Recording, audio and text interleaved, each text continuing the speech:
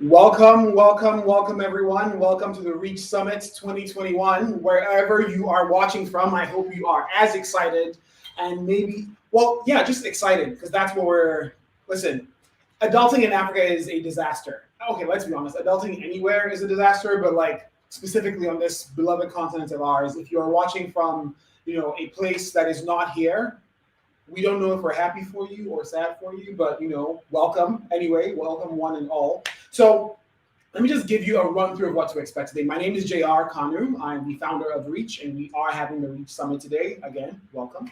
And we are going to start off with a set of panels, okay, from there. And now, if you're ever lost, please look in the YouTube video in the More section, right under the video. Look for all the links there. So nothing is live on any other link besides this one. But think of those as channels. So we will let you know, I will let you know when to switch over to the next channel and things like that. But all the links you need are right below in the menu section where you can just click through when it's time, of course, to go into the workshop, the panel for which you signed up, the workshop for which you signed up in an hour, or the career room for which you have signed up. So I hope that is clear. If you have any questions, there are people, moderators in the chat with you who will be able to answer those questions or guide your questions into the panel so that you're able to get your questions asked. So please, as you are listening in, watching, checking in, everything that's happening, thank you so much.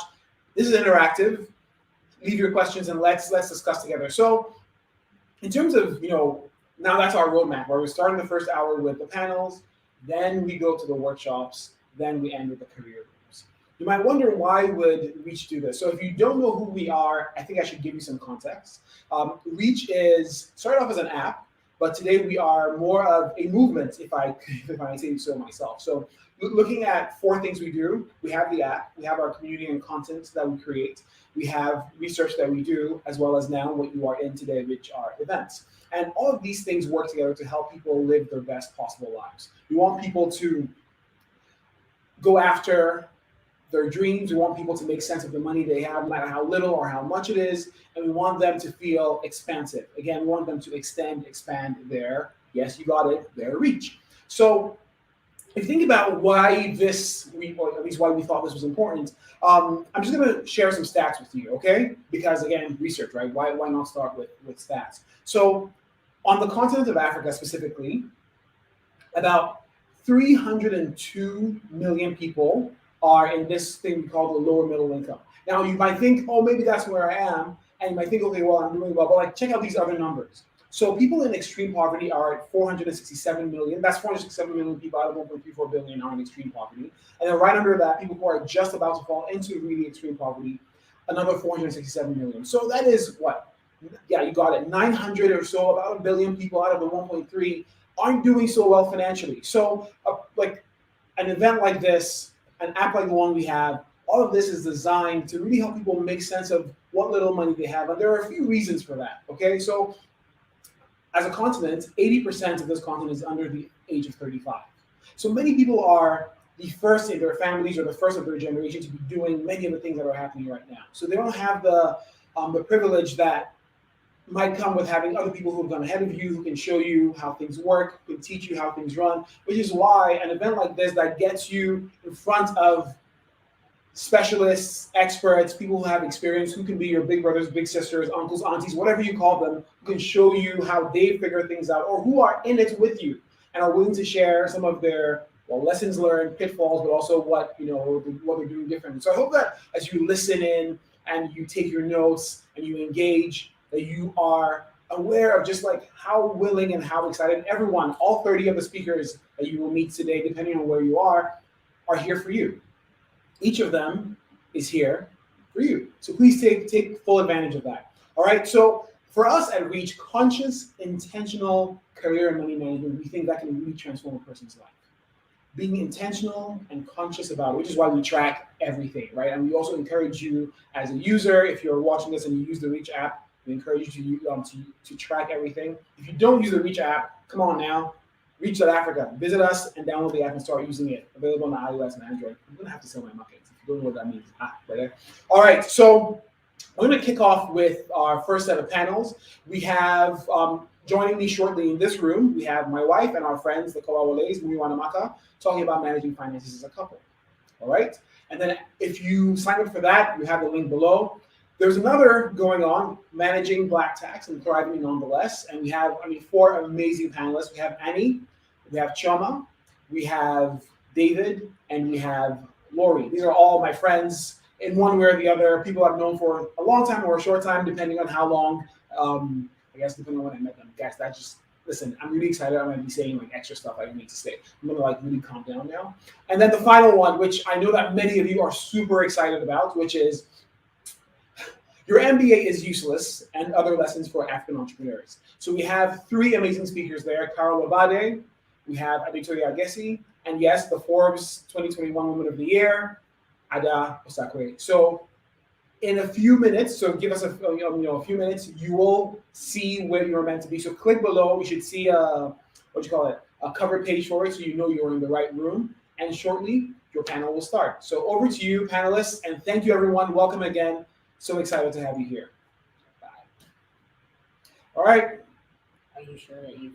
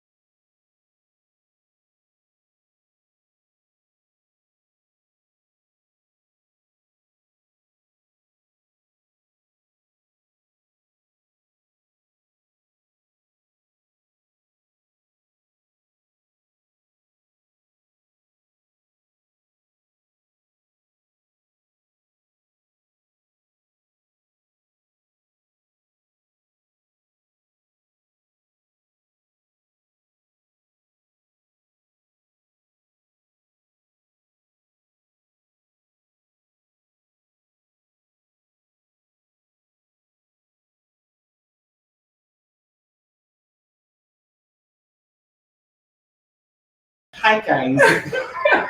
Maybe you would get more. Followers that way? Yeah. How do you know we're live? We'll change. Oh, hey, that's us. We are live. Oh, okay. Hi, everyone. Hi. Welcome to our living room-ish. Oh, And- the camera's there. Oh, Okay. right. We should not look at them. Yeah. Yeah. Hey, everyone. Yeah. Welcome to our living room. And we're going to do a round of intro. So this is my wife, Nicole. And that's our, well, I'm going to introduce you. Yeah, okay. Right. 21st century. Right. This is my wife, Amaka. Woohoo! Jazzy. I'm Muiwa, by the way. So he didn't introduce me. He just asked me to introduce her. Yeah. I just feel like shade is being thrown. We haven't started this session. We haven't even started. We haven't started this session. At least they have the. All right, so a bit of background. So let's see. I have known Nicole for 16 years. I have known Muiwa Maka for 7. We met in 2013. Okay, so that if you think we're being like super like familiar with each other, there might be a reason for it. Exactly, because we are. We've done some life together, which is also why I thought you were the perfect people to talk about managing finances as a couple. So the most honored ever. Yes, All right. we are the perfect people. Yeah. Wow. All right, so we have some questions that have set us up for today. So I'm going to actually have the co-always kind of like launch the first question, we'll respond, and we'll launch another question to you, and just go back and forth. Okay. So just introduce yourself. I mean, yeah. Yeah. Good. Okay. So my name is Muiwa Kolawole. Yeah. Currently work in renewable energy with a company called NG. So we focus on small solar home systems across Africa, basically. So we try to we build solar solutions for small income homes, mostly rural communities, semi-urban communities. Currently in 9 countries in Africa. So that's what I do every day today, every day. So yeah, I work in customer experience, and that's me. And I'll let Amaka go next. All right. Hello everyone. My name is Amaka Kolawole, married to this guy right here for 3.5 years. What do? I work in dairy. I work for a dairy company based in here in Nigeria, and I do strategy and business development and innovation, all the things. All the things. But I'm also a creative, so I do creative things outside of my 9 to 5. So that's me. Happy to be here. Excited to talk about this interesting topic. I don't know if I'm an expert, but I think what we're going to do here is to share our experiences and how we have managed to navigate this in the last 3.5 plus 5. actually 5 years before we got married. So yeah, looking forward to this. Nicole Kanu. My background is in civil engineering, so that's the field that I'm currently working in. Like Amaka, I'm also a creative and try and fit that in life whenever and wherever we can. And I am the lucky person that is married to the Reach founder, the most luckiest. Ever living. So excited to be here with you guys today. It was definitely a surprise for me. I didn't know that we were going to be doing it at first. It showed up on my Google Calendar, and I was like, "Oh, okay, I guess this makes sense." Throw your husband under the The bus. people should know. The people should know what. People should know. It's a family business. It is. I'm just letting you all know. All right. So, structure for today, we're going to go through. We've done the intros, and then we'll talk about some of our personal experiences. Then we'll go into some strategies, things that we have done, things that we are doing to help us stay on top of our finances. And then in the closing out section, we'll like something kind of like things I wish I had done. What would I do differently if I knew what I knew then, what I know now? And then we'll leave it open for questions. Okay. All right. So first things first, rationale for this topic. So I'll kick us off. Why I thought that this. So even before the REIT Summit, actually, Nicole and I, we'd have these conversations. We're like, I hope other people, are having these conversations because I can see how that can get us in trouble. And so when the REIT Summit was coming together, which is why it showed up on her calendar, she was actually the reason we even have this topic, and I was trying to be all fancy. That's why we're discussing it, because one of the top reasons people fight in coupling. So we've been a couple for we've known each other for 16 years, and in 26 days, we will have been married for 4 years. So we're still kind of early in that journey. We're not saying, just like you guys are saying, we're not experts by any means, but it's more around what are some of the things that we learned. So the rationale for this topic is if we have clarity, if we have togetherness, and given the statistics I just shared about how prevalent like economic drama is on the continent, when you get together with somebody, that's a pretty powerful thing. And if you guys can be aligned on your finances, it just like so. That I guess there's a proverb that people quote often: if you want to go fast, go alone. If you want to go far, go together. And who else is your person for going the furthest than your spouse, right? Or whoever it is that you are coupled up with. And so that's why for me this was an important topic. Yeah, rationale for the topic. What he said. Wow. Yeah, no, it's really I believe in marriage, and I think finances, miscommunications and misunderstanding of finances are one of the leading causes for divorce. Or shadiness in finances. Or shadiness in finance. It's a miscommunication, you know? Or shadiness. I think we should call it out. Shadiness. Okay, or shadiness in finances, and so if there are any small nuggets that we're able to share from our brief journey that helps pay it forward to the next couple that's coming along, and just is something that becomes a tool for somebody else to keep the family unit together and keep it not only together but functional and happy because of removing the stress of some of these things. I think that's really important. Yeah. I mean, you guys have said everything really. Like the main rationale for talking about this is to prevent future issues. And when you do premarital counseling, usually counselors will warn you about several topics, and finance is a big one.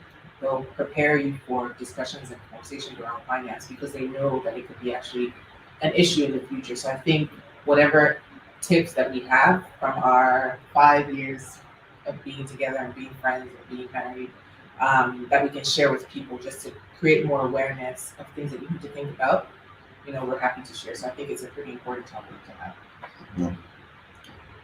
In addition to what you guys have said, I think generally if you go on social media these days, you see a lot of talk around if a man has 1,000 naira, a woman has 2,000 naira, how much do they have in the home? And then you have. What's the answer, please? I haven't seen those. I don't know what I don't know if I know the perfect answer. I would know. I can share how we would had that up in our. Maybe we should start there. We're in personal experience. We slid right into the next one. Right. In our house, that's 3,000 naira. Hallelujah. Praise Jesus. That's 3,000 naira.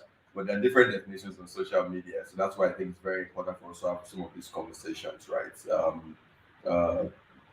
Again, like I think Nicole was one that talked about believing in marriage.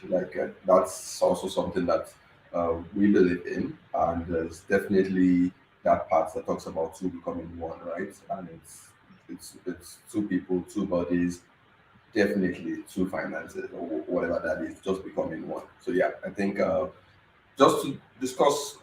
I just wait for if there are people viewing that still believe that I have 1,000, you have 2,000, that means there's 1,000 in the Yeah, let's just share our rationale for going with 3,000. So what if we kept with that a bit? How did you like? So how without? So if she's the one with the 1,000, you have the 2,000. It's very different when you're the one with the 1,000 and she has the 2,000. So how did that conversation? How did that agreement? How did that status quo develop in your relationship? Yeah, I think we officially started a relationship in April of 2016, right? So that period, early on 2016, early days, right? I think at the point when we decided we wanted to take our relationship a bit more seriously, like okay, we want something more out of this relationship, right? We started talking about money. We started talking about money generally, right? And something we learned later on when we're doing marriage counseling is some three things that tend to always cause issues. Like among most common reasons why couples fight, right? One is sex, two is communication. Lack of it, too much of it, or none of it, communication. And the final part was money, right? So I think for us, we're our mind that money part was definitely not going to be it, right? And how do you make it not a thing by understanding that 1 plus 1 in this situation just becomes a bigger one? Like it's not like oh it doesn't it's not supposed to divide, it's supposed to unite, right? And I think it's very important also to understand the direction you and your partner are going in, right? You have to understand the direction in which you and your partner are going in. You don't want to. It's very difficult to say 1 plus 1 is equal to a bigger one when you oh, this is what I'm trying to do, save, make some more money and all of that. And there's another person that's okay, this is what I'm trying to do, spend some more money and live my life in that direction, right? Then it's very difficult to submit to having 1 plus 1 to become a bigger one, right? But in the case where there's an understanding of okay, we are going in this direction and these are things that will get us there. And of course we understand some of the benefits of 1 plus 1 becoming a bigger one. You guys just really agree with you. So you guys were just always in agreement, like from the get-go. You guys never had a come to Jesus moment of what are we actually doing and how are we going to do it. You guys just showed up and you were ready to do it like this. Yeah, so I think for us, and everything he said, I completely agree with. For us, it's actually been about transparency from the beginning. So even while we were friends, yes, we didn't talk about okay, this is how much I earn, this is how much you earn, but like the spend, and you could see how I spend, I could see how we spend, and even when we then decided that we wanted to be in, deeper relationship, we were very transparent. So we've always been transparent in that way. But then adding on to that, the premarital counseling really helped us because it helped us it gave structure to the discussion. So like, okay, what do you guys want to do with money? Will you have joint accounts? Will you have separate accounts? Will you have, but before that, we already knew like, okay, we're just going to be transparent with our finances. This is how much you're going to spend, this is how much you spend. And so that really helped us from the beginning. Want to tell them we're not as ours is fantastic as you guys. Let's hear it. Let's hear it. So, I think, yeah. in my mind, I think it was set up like that initially in my mind. Your mind. I'm glad Kara's over here so you can't see my face. Or I can't see his face. But okay, sorry, before I jump there, taking a step back, and in preparing for this panel, one of the things that I told JR is I actually never talked about finances with anybody that I was dating. He was the only person that I ever had that conversation with. Now, more later on, how I observed other people that I was dating, how I observed their finances, but he was the only one. And I think from the beginning, the ideal was, that we would have transparency. So I was not a fan of that. I'm a proper woman. My money's our money, your money's your money. Which means like literally, I'm talking like first week of dating, I'm like, yo, let's be clear on some things. Do you? But I got you. Like as Maybe should have been my reaction. Like, does that mean I'm a kept woman? Like, is that what that means? But then she was like, absolutely not. Yeah. And like maybe there are reasons for that because then it does put a lot of pressure on the person who has put himself up as I will be your everything provider to maybe start lying when things are going bad.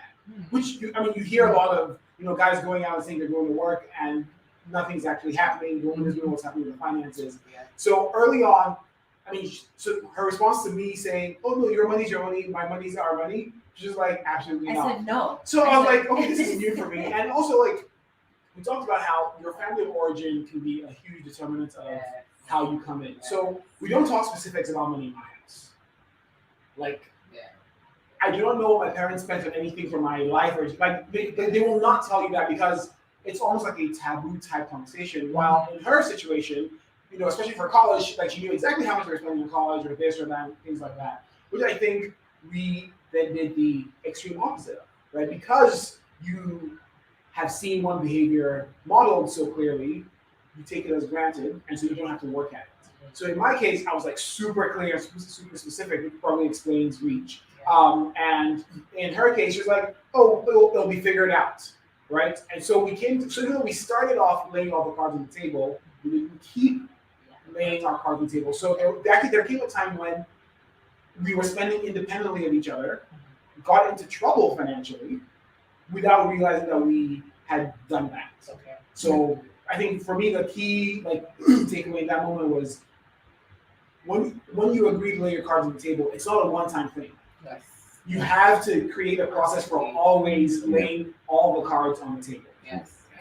Sorry, I think there's something I speak from what GR said that's important to note, right? We all have foundations. Like some GR started out by saying the proper people man and all of those things, right? And that's a foundation. I think as we grow, you see this proper able man got married to the civil engineer, and Sorry, I'm an engineer too. Okay. I mean, proper able man Able engineer. What else? We're talking about me. We're talking about Okay, me. yeah, all of those things. All right, good. Right. Got married to this civil engineer and all of that. Why am I going to get married to such a smart, intelligent woman, try to build her, support her to grow so much if I won't benefit anything from it in this life?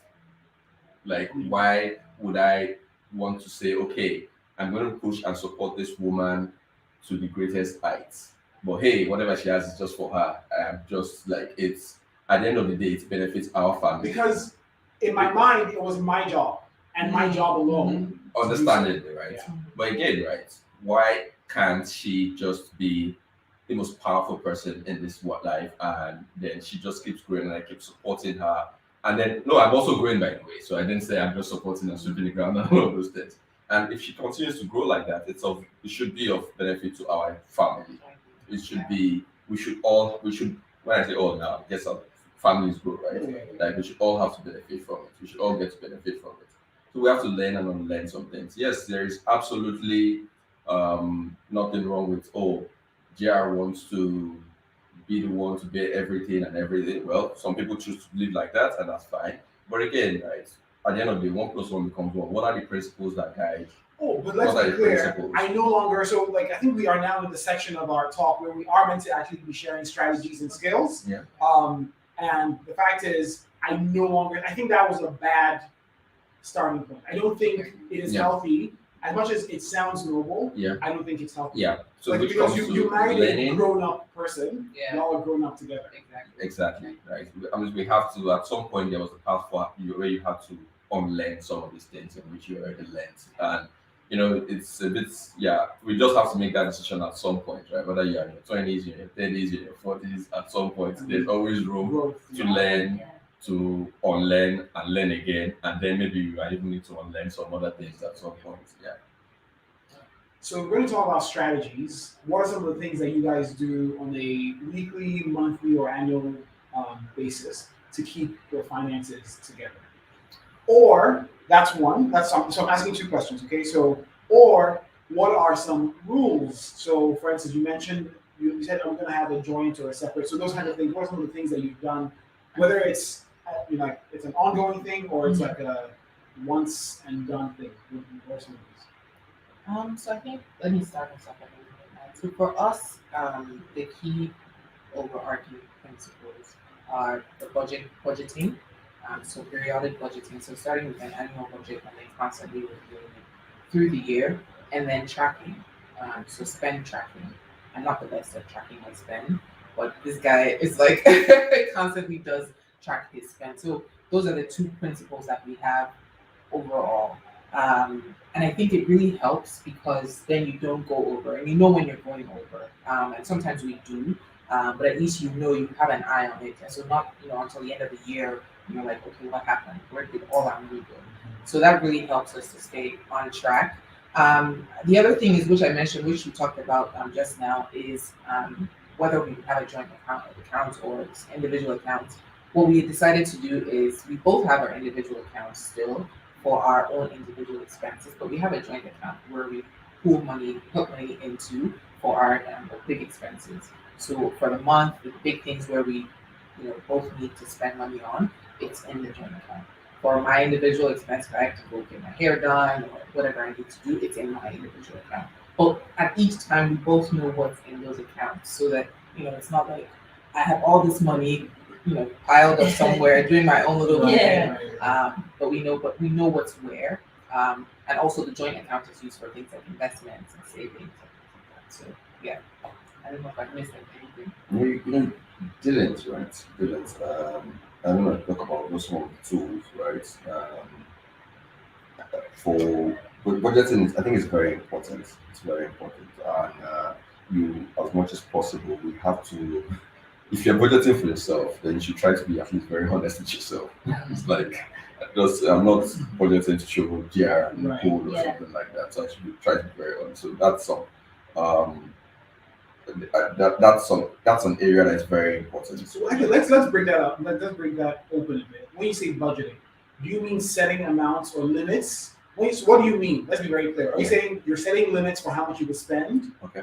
in total in a month, in a week, or are you saying like what are you saying? So to start with, right, coming to what you started with, you budget and you track, right? Now, when we say budget now, it means we have a spreadsheet that we use, and basically, on the first column to the left, right, it has basic things and in different categories: personal needs, groceries, entertainment,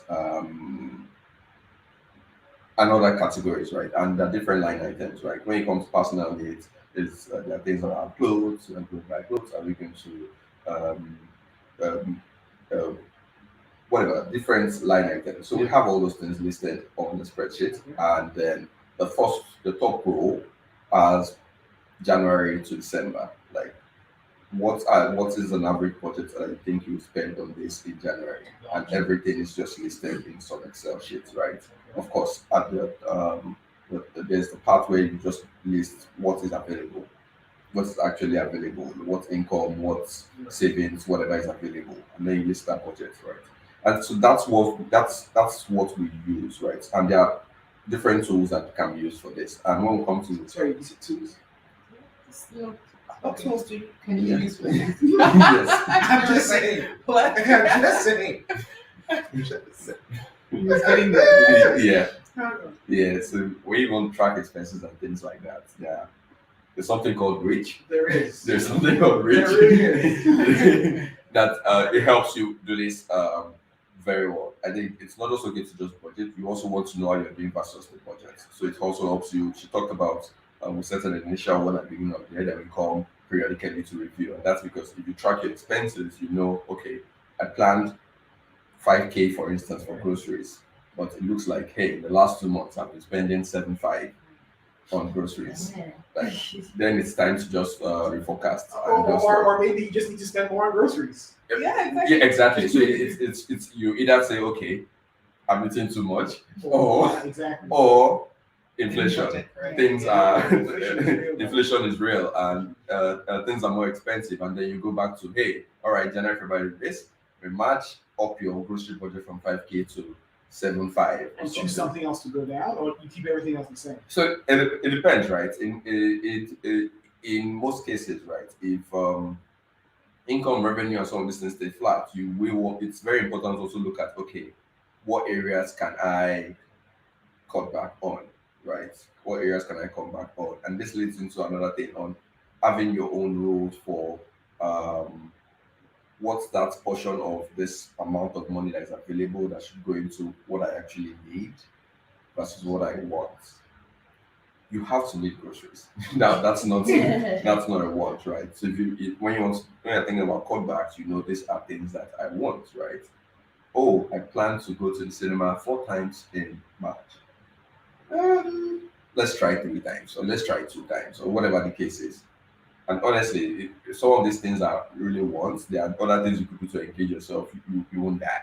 you really won't die. Or you can like bundle it and do it like every other month, which is something that we have done. Exactly, right? So yeah, just I used to cinema. You pick something that you know you can easily cut back on. But first, you have to identify what are my needs versus what are the things I just want, right? There's nothing wrong with wanting Of everything, course not. but at least it's easier to cut back on your wants than on your needs. So, Nicole, what are some of the? I'm going to let you talk about our strategies because I feel like if the neutral-ish party talks about the strategies we use, people will believe her more than they will me. So I'm going to let Nicole tell you what we do, and then I'll chime in if necessary. Okay. So I'll say in the beginning of our marriage, we put out a really good budget within Reach. So that has pretty much been the baseline that we've used to kind of understand how much we're spending on groceries, how much we're spending on different utilities that we need for the house, internet, things like that. But you're forgetting that we actually did set a budget. Yeah. Right. So no, that's tracking. But we set an amount that we can't go past this. Sorry. Yeah, you're correct. Yeah. Okay, so we figured out what that amount was. Once we figured out what that amount was, then we divvied it up into the different categories so that we knew what we were going to be spending. Another thing that I just remember that we actually have done too is when we realized, hey, certain things in a particular category were becoming really expensive, that's when we started figuring out what is another way that we can still get what we need, but at a better price. The example I'm thinking of right now is like internet. Remember in the beginning, we used to spend too much money. We spent so much money on internet, which was definitely my fault for all of my streaming. Netflix and chill. I was chilling. So, but then we were like, okay, this is not working. This isn't sustainable, and we found a different provider. But I think more like so. What I mean, because I know you have notes. Oh, yeah. So it's things like so we have a spreadsheet where every single account that you have, whether it is an investment account, a current account, like every single thing that has value, whether it's stock options, every single thing that has value or is a debt. Yes. Is listed. So as long as it has an implication, because I think one of the things I wanted to make sure is that we can be as open as we want with, hey, I'm spending this on that. But like, if we're not honest about the implication to the other person. So there was a time that, and this was right after we got married, where there were some things that I know that, Nicole was buying. So I was aware she was buying, but I wasn't aware of the terms at which those things were coming in. And it was maybe like 6 months or like a year later, I was like, wait, I'm sorry. So this is the real cost of this thing? So I mean, if you don't know those things up front, so it's very important that yes, you're open, but you're also talking about, so like now, every decision we make, we talk about the implication. Like what do we actually like, yeah, you only have to pay this much up front, but like really, how much is the whole thing? Like, you only have to do this for a time being, for instance, especially with insurance. Yeah. I know insurance always tries to be funky with, and like, it's one thing when it was just the two of us, we were living our best, living what we did, then you have a child, and like, we have to have insurance, because if anything happens, I'm gonna feel, so you start paying insurance, and then I was like, we have to ask them, what are they, so that's the thing, like, you have to get really good at asking what are the financial implications, things like deductibles, co-pays, or how much coverage you're gonna get, if something, these are things that you don't want to be surprised about. Another strategy is we never make financial decisions when we are in an emotionally heightened state. Okay. Yeah. So again, it was all good. Okay, no, there are two things. Should I give the example for that one? So I was going to talk. So you're talking about the one when we're at our doctor's office. Yeah. But even before that one, kind of like when you were just coming together as a couple, for whatever the reason, you may not want to do anything that is emotionally troubling to him, or vice versa. And so you might just be like, yes, just go ahead and do that. Oh, you guys planning to tell us to share something? No. Oh, okay. Yeah. Okay. But yeah, talk about the doctor example. Okay, so when I was pregnant with our son, one of our doctor's appointments that we went to, I don't even know if it was the doctor or the nurse. It wasn't the doctor because we had a fantastic doctor. So it was like the nurse or even like the accountant at the desk. I think our video just went out. Has it been 30 minutes? No, it hasn't. It's fine. Is that? Okay, yeah. Okay, sorry about that, guys. Yeah, Technical sorry. difficulties. But all I was in the middle of saying was that, so I was pregnant, we were at the doctor's office, and it wasn't even the doctor who came to us and was like, you need to have this test. Now, at that time, I think I was like 5 months pregnant, so the hormones are like definitely all over the place. And this isn't what was said, but this is how I felt. Like, if you don't get this test, like something's gonna be wrong with your baby. And we're like, so obviously, like, you are the man who is not carrying the pregnancy. So how dare you say anything? And then this person who is not in your family is there saying something, and we basically got suckered into something. Like we were like, so when we came out, just like, what just happened? Yeah. Why did So that it actually, so we went through with the test. I was basically about to cry in the waiting room of the office. And again, it wasn't even the doctor who was like really communicating this with us. So like we went home and it wasn't immediately. It was like maybe a day or two later. Once things had really calmed down, then we sat down and we like. And we said, here's the rule from now, forever, henceforth, until death do us part. Ain't nobody ever making us make no financial decisions when we're in a heightened emotional state. So the strategy then, applying that to a medical setting, which is what the example was, is going forward, if something like that were to happen again, it's like, okay, please let me speak to the doctor. Doctor, please explain the ramifications of if I have the test and if I don't have the test. Or whatever the decision is. Whatever the decision is. And then, it's not life. See, it's one thing if it's something that's life threatening. It's one of those like, optional things that you can do just to be sure. Just like so it's things like that, right? So that's because we're running low on time. Yeah. We have about 10 minutes left. We do need to let people ask us questions. Yeah. But I think there's one thing that we haven't talked about that when I was looking through those, I think might be interesting for people, especially people who aren't married or trying to get into a relationship. So I'll ask you guys, how did you guys get the discussion going on finance? That's actually the awkward parts. How did you navigate that? Because I think people will be asking that, like, how did you start the discussion? Is it just like you're on a date and you're like, how much money do you earn? Like, how do you get to that point? So I'll let you chime in that, but I want to preface it by saying what I okay. Before. So excuse me 1 second while I just look at my notes. As I mentioned earlier, I never talked about finances when I was in a dating relationship. But what I did do is I observed how the person that I was dating was with money in specific areas. Are they a willing participant in sharing in bills? Or when you want to date, is it completely one-sided? Do they show that they have a generous heart when it comes to taking care of their loved ones? If it's like, oh, mom needs something, are they moaning and complaining about it? Are they like, oh yeah, mom, like, no worries, like, we'll figure this out?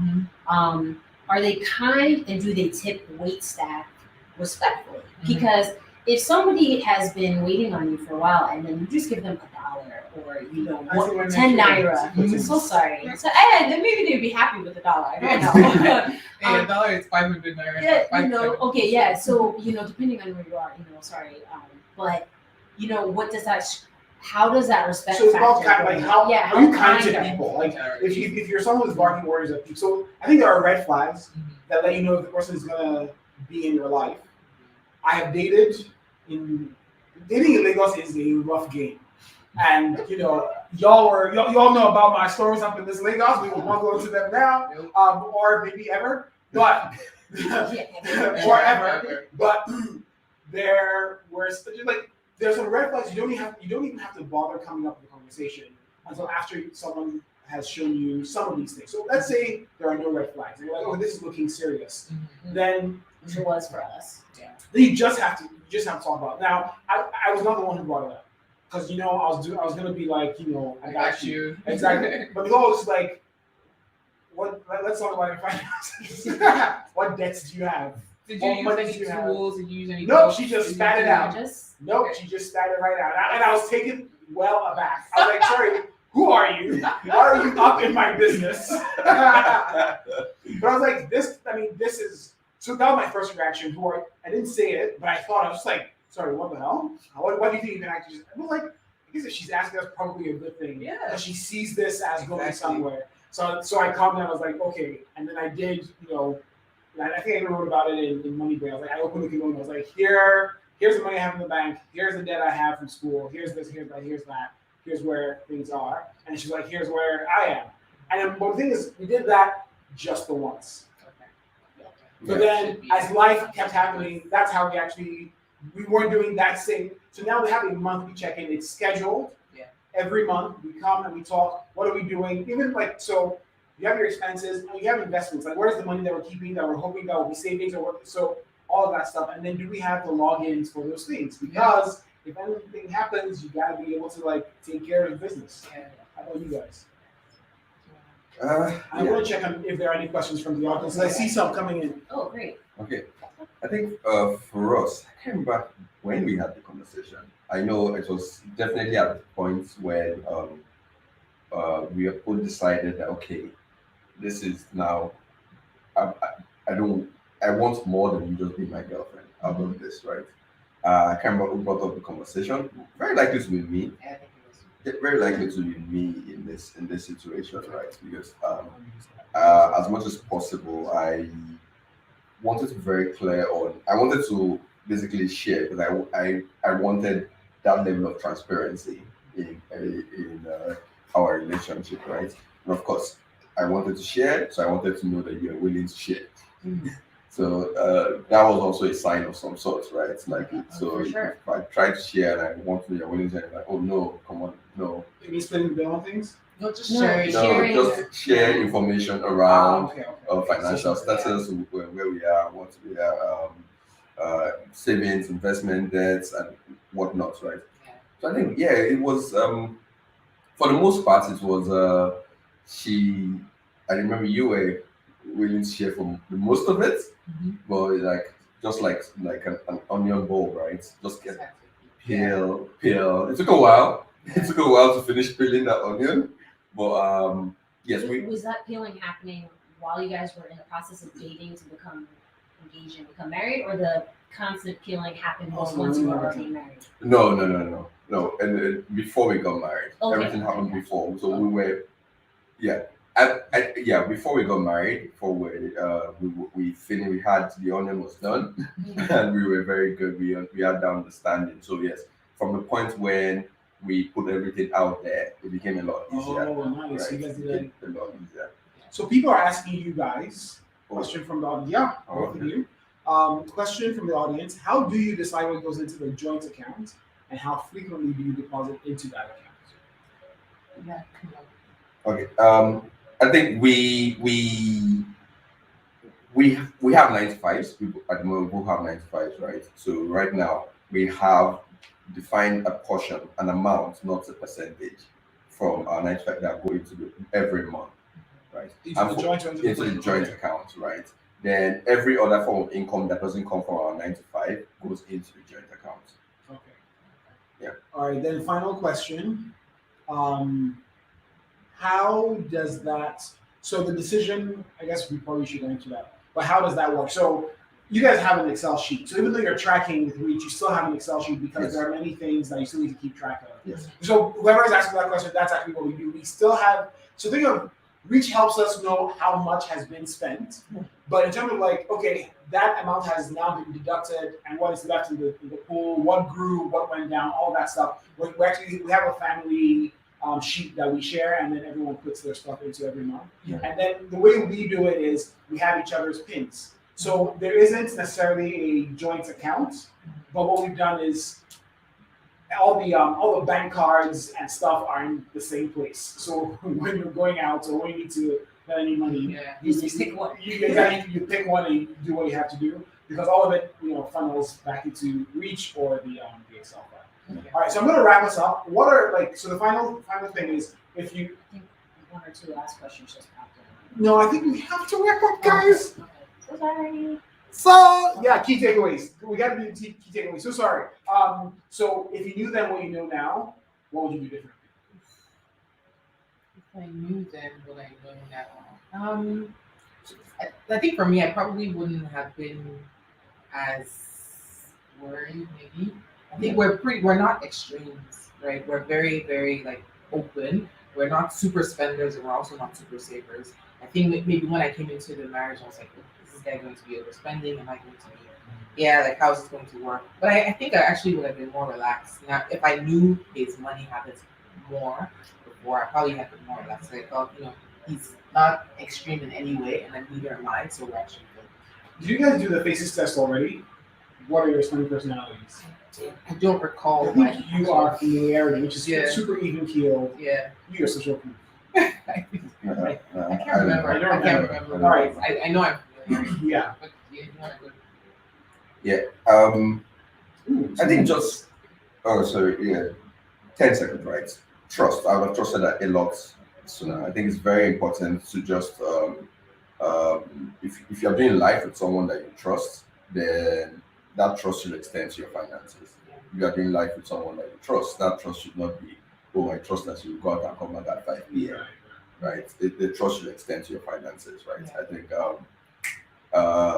yeah, so that's something that would have happened a lot sooner. That's all that I think I would have paid more attention to the impact that the financial decision was going to make. And if I could just do it all over from the beginning, I think I would have communicated with you more about any emotions that were tied to Or driving decisions. driving a decision, because then we would have been able to then together decide to do something or not do something instead of me being like, let's just do it. All right, so thank you both so much. I mean, thank you all. I meant you both coming to the panel. But thank you guys for doing this. It's been fun. Any extra questions we might funnel to you guys privately. Otherwise, back to the homeroom from here, and we will see you in the workshops next. Bye, everyone. Cheers, guys. Bye. Bye. I think are we still on, Ezra? Backstage. Please set us free. Oh, I'm gonna set myself. This is really awkward. Yeah, you can just set us free. He's gonna set us free. Okay. Bye. All right, guys.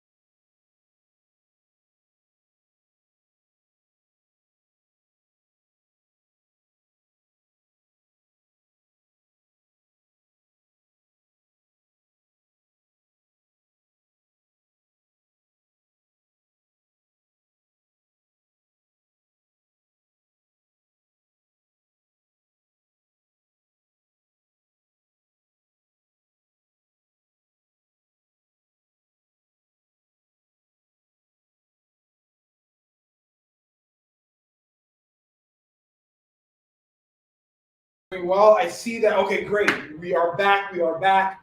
Listen, thank you for tuning in. I hope your panels were as well. Hopefully, ours was fun. But whatever panel you were in, welcome back from it. So it's time for the workshops. It's important that you look in your email because you received a link for the workshop worksheets. Moderators on YouTube, if people don't have their worksheets for any reason, please share the link to the worksheets so that they are able to get that and download it, as they need to.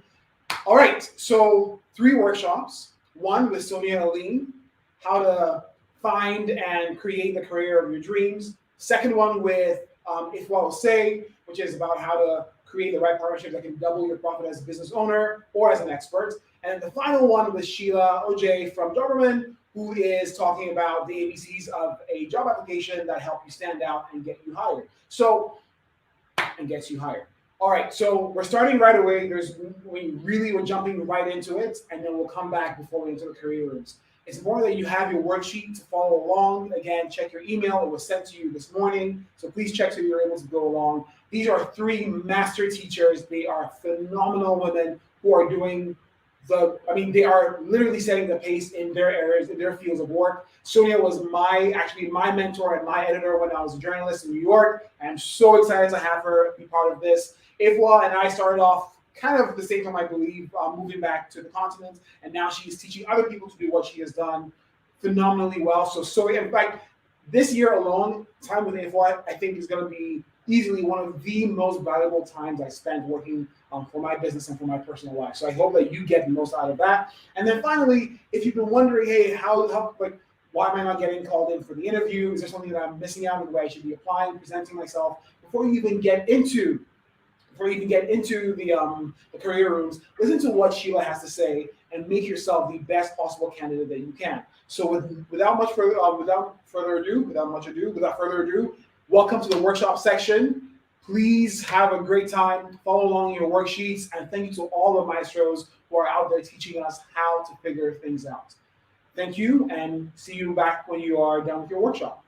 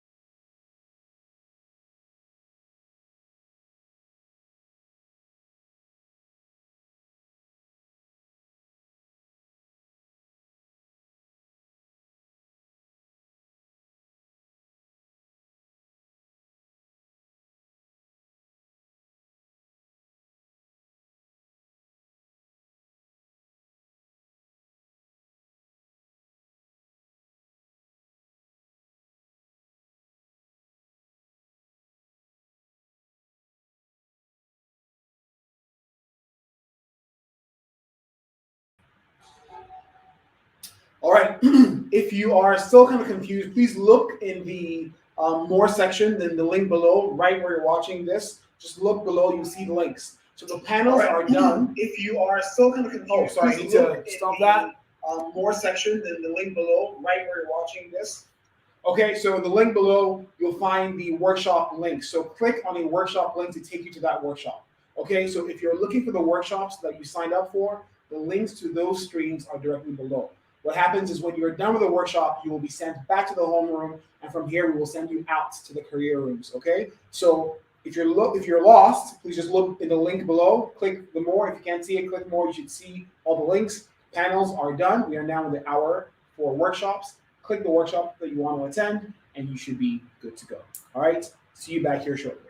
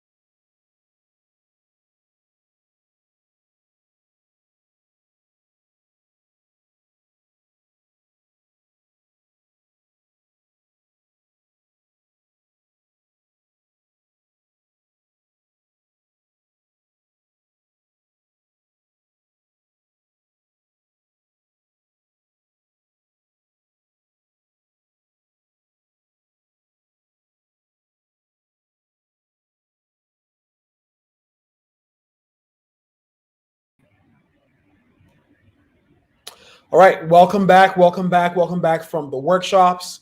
So I'm hoping that you had as much of a great time as I did. I kind of peeked into each one, and I'm just grateful to all the maestros who gave up their time, of their talents. And it is time to hear from Jeremy Utley. So I met Jeremy, what is that? 7 or 8 years ago now. Jeremy was my professor when I was at the D School at Stanford. And I will say that his class is probably the most valuable thing that I did at Stanford. So, whatever he says to you today, take it to heart, believe him. So, I remember him pushing us a lot in class, just like, try it. What's the worst that could happen? That level of bravery, I would call it bravery. That level of bravery can really do wonders for your career, especially when you couple that in with bravery toward being creative. So without further ado, I'm going to invite Jeremy into the stream. Say a quick hello. There he is. Jeremy, how's it going over there in Hey, California? great. What time is it? Tell us. 7 a.m. So 7 a.m. on a Saturday morning, you are about to tell us things that might be kind of transformational. I'm pretty excited for this. So, yeah, how are you feeling? I'm feeling great. I'm excited to be here. I nowhere else I'd rather be on Saturday morning. I mean, that's a really nice shirt. Was that just for us? I changed into it just for you. This is not my pajamas. Let's put it that way. All right, Jeremy, take it away. Excellent. Thanks for the introduction, JR. Today, what I want to talk about is how breakthroughs happen. And I want to start with a story from the mid-1950s. In 1956, there's a single mother named Bette Nesmith Graham living in Dallas, Texas. I'm from Dallas, Texas, so of course I'm partial. She's working as a secretary at a company called Texas Bank and Trust. And Bette has a problem that many secretaries have. She's got an electric IBM typewriter, one of the early versions, and she's constantly bothered by the fact that the carbon ribbon that the typewriter uses to transfer type onto paper smudges her paper. It's driving her crazy. And because she's a perfectionist, and especially because she's working for executives at this company, she spends a lot of her time trying to erase and clean up marks that the typewriter's making. It's a perennial annoyance. She also has something going on that very few secretaries at that time had going on, which is that she's a single mother. And as a single mother, single income household, she's got to pick up side jobs on the weekends to be able to support herself and her son, who, by the way, went on to start a famous American-British invasion band called the Monkees, but that's a separate story. But Bette's weekend hobbies turned into side hustles and gigs to make ends meet because she didn't make enough at Texas Bank and Trust. One of the side hustles that she had going on was she would paint windows at storefronts, grocery stores and banks. She would paint advertisements and things like that with a painting crew. One day she made a mistake and she started painstakingly erasing it as she normally did. And a painter came by and said, whoa, what are you doing? And she said, oh, I'm just trying to erase this mistake. And he said, Bette, painters don't erase mistakes. They paint over them. And he showed her how she could just paint over it and nobody would ever know what was underneath. In that moment, she had an idea. That carbon ribbon that ruins the paper at my secretarial job, what if I started painting over it? And she, over the next few years, built a product and a company that she ended up selling for, in today's dollars, about $200 million, called Liquid Paper. You might have heard of it, or Whiteout. That's Bette Nesmith Graham's company. And she, of course, had to collaborate with her son's chemistry teacher and a local paint shop employee to figure out the formula. But that initial idea is what I want to talk about, because for the last 12 years, I've been teaching at Stanford, and I've become obsessed with this question of how do breakthroughs happen? Nobody in any class or in any professional context, if you say, do you need less breakthroughs in your life? People go, yeah, I need less breakthroughs. Everybody wants more breakthroughs. And yet my observation, as I've been studying the subject now for over a decade, is most people treat breakthroughs like break-ins. They happen to them. They catch them off guard. They catch them unawares. They're a surprise. And the question that's kind of been dominating my thinking for the last dozen years is, instead of being victims of a breakthrough, could we be perpetrators of breakthroughs? Could we seek out breakthroughs deliberately? And as I have undertaken this quest to understand this question, I've realized that the problem is we have a profound misunderstanding of the nature of creativity. And even more fundamentally, we have a profound misunderstanding of what an idea even is. I'll ask you a question. What is an idea? If you had to describe to a kindergartner what an idea is, what would you say? How would you describe it? It's kind of hard, right? You think, oh, it's a 4-letter word. It's pretty simple, pretty straightforward. But actually, now that I think about it, it's hard to define.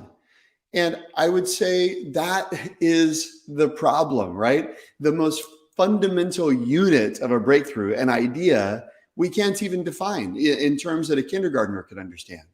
Anytime you've got a definition that requires, I hate this. If I look up a word in the dictionary and in the definition, there's a word that I have to look up in another place in the dictionary, it's useless. And I find whenever people start talking about breakthroughs in creativity, they use words that also need to be defined, which is not sufficient for everyday use. Here is my own explanation of my admittedly layman's understanding of the underlying neuroscience. I've been studying it for a long time, and here's what I know to be true. An idea is, are you ready? A connection. That's it. If you look at the underlying neuroscience of what's going on when creativity is happening, when ideas are being formed, what you realize is the following. The brain is not capable of creating new material from scratch. It doesn't do it. What is the brain doing when you have an idea? It's connecting two parts of your brain that weren't connected before. And that's what happened with Bette Nesmith Graham that day, right? She's been struggling with the typewriter. And that day when the painter said, painters don't erase, they paint over it. It's like two Lego blocks come together and form a new idea. I'll give you another example because it's not the exception, it's the rule. This is how the brain works. So a different example, hopefully it will illustrate the point. I am working with a company that will remain nameless that is in the electric vehicle space that is working to extend the range of its vehicles.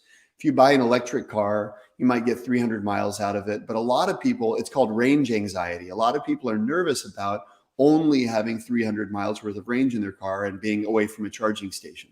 So they've been working on this problem, and it's a really difficult technical problem. But one of the engineers the other day happened to be at a cafe, and he was talking, and he overheard a couple of folks from the military come in, and they were talking about how fighter jets have very small fuselages and fuel tanks. And so they have small range, so to speak. But in the military, what they do is they have what's known as a mid-air refueling, where a big tanker comes alongside a jet fighter and actually flies with it autonomously and fills it. Did you see what happened in your mind? You have the idea, right? I haven't even told you what the engineer said, right? But I just gave you two Legos, range anxiety, mid-air refueling, and everybody in the conference goes, I have an idea. That's how it works. That is the nature of ideas. I've got another friend who's got a stroller company, baby strollers, and he's looking to break into the well-heeled market of San Francisco, Silicon Valley elite. But the problem with the strollers in San Francisco is the hills. The hills in San Francisco are absurd. You've got like a 30-degree incline in different parts of the city. It makes strollers almost untenable in the city. And he was really struggling with, how do I have a differentiated product in this market? And then one day he remembered when he was a kid, he had a lawn mowing business. And his whole business changed whenever he was able to afford what's called a self-propelled lawnmower. If you're familiar with a self-propelled lawnmower, it's basically has a motor that pushes itself slowly. But you see what happened again. You just have the same idea that my friend with the stroller company had. And I haven't told you the idea. That's the point. The point is that all an idea is a connection. And when you take these two Legos and put them together, you have something new. And you might think, okay, it's all well and good, Jeremy. I get it. An idea is a connection, but how is that practically useful? I would argue it's actually fantastically practically useful. I've got a student from India who is in my class right now, my graduate class at Stanford, and he's a very entrepreneurial student, and he's constantly trying new things, working to build what he hopes will be a VC backable big business. He pulled me aside after class the other day and he said, I just have to tell you, I've been trying to come up with ideas for a long time, and it's been really hard because they're nebulous and amorphous and you don't really know if you've got one. But he said, when you taught me that an idea is a connection, I found it's unleashed a flood of ideas because it's practical, it's tangible. I can seek connections. And furthermore, but it's not just anecdotal. Furthermore, research out of Danish research labs suggests that if you train people in divergent thinking techniques, they become much more creative than people who haven't been trained, which is good. So I have a job. I have job security. But what's interesting is they took people who had been trained in divergent training techniques, and then they also taught them the underlying neuroscience of what's happening in the brain between connections. And which seems, by the way, to me, being 10 plus years in this field, there's no reason to have to be trained in the underlying neuroscience, right? Wrong. Folks who were trained in underlying neuroscience ended up generating 70% more ideas, up to 70%. So it's actually fantastically valuable. But there's one mindset that I feel you have to change if you want to be able to make progress in this goal. And the mindset is an orientation to quality. What is a universal response to me is every time I tell someone, somebody says, hey, what do you do for a living? I say, I teach people how to come up with ideas. And they say, oh, how do you come up with a good idea? Notice the difference in those two statements. I didn't say anything about a good idea, right? But everybody thinks in terms of scarcity and quality. And I would say it's actually the wrong focus. The research is clear. The single greatest determinant of the quality of your ideas is actually the quantity of your ideas. Or as Linus Pauling said, who's the only person in history to win the Nobel Prize as an individual twice, he said, if you want to get a good idea, you need to have a lot of ideas. And so instead of focusing on coming up with better ideas, we need to be focusing on coming up with more. And more is actually a totally different point of focus. And I want to show you something just to wrap up here, because there's something very interesting that happens if you think about your ideas. Hopefully you can see these slides. Your ideas fall on a normal distribution. Okay, so you can see here, I think I'm sharing my slides. Perfect, thank you. So you can see on a normal distribution, if you've got, say, 4,000 ideas, they fall on this normal distribution, which means what? A lot of your ideas are ordinary. Some of them are truly genius, truly breakthrough, and some are just plain goofy, right? And so that's how the nature of almost everything works, right? It falls on a normal bell curve, right? The challenge is most people go, I don't want to waste time with the goofy stuff. And so what they do is they eliminate the goofy. But what they don't realize is that when they eliminate the goofy, they also eliminate the other side of the distribution.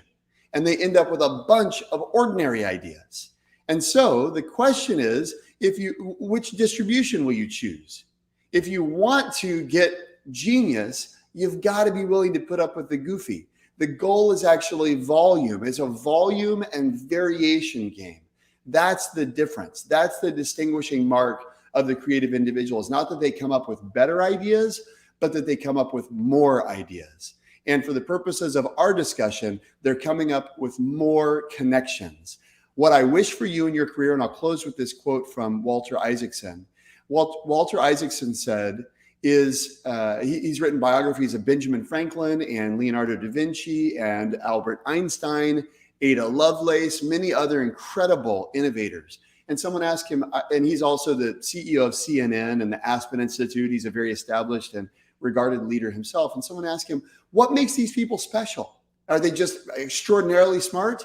He says they were smart, but that's not what made them special. Then here's his quote: smart people are a dime a dozen and often don't amount to much. What counts is being creative and imaginative.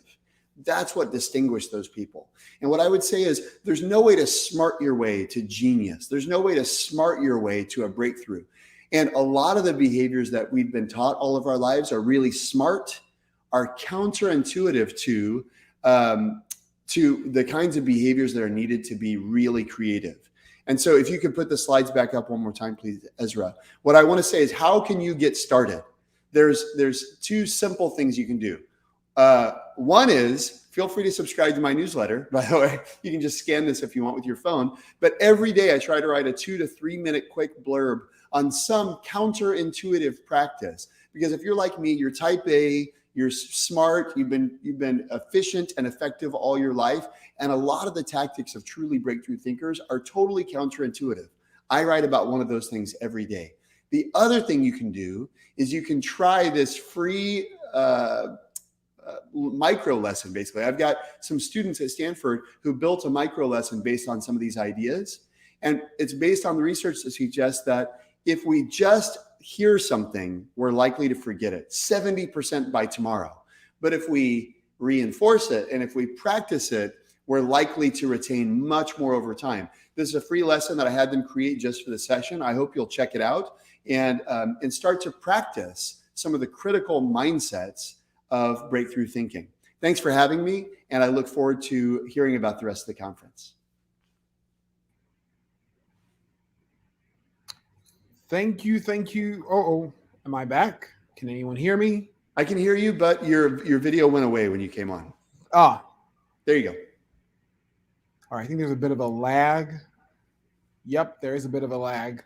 So I'm gonna thank you, Jeremy. Thank you for that time. It felt like being back in class, and we are going to now usher them into that mind space of creativity, into their career rooms, and have a great rest of your day, because I know it's really early for you. Enjoy. And if you are watching, please look. I mean, Jeremy's, he's told you, check him out, listen. If you have a link that we can share, I know you gave us a thing to scan, but please send that so we can put that in the notes. I will. And speaking of the notes, everyone just click below and you will find the links to your next career room. So Jeremy, I'm going to say thank you again. Have a great day. And for those of you who are off to the career rooms, the links are directly below us. Bye.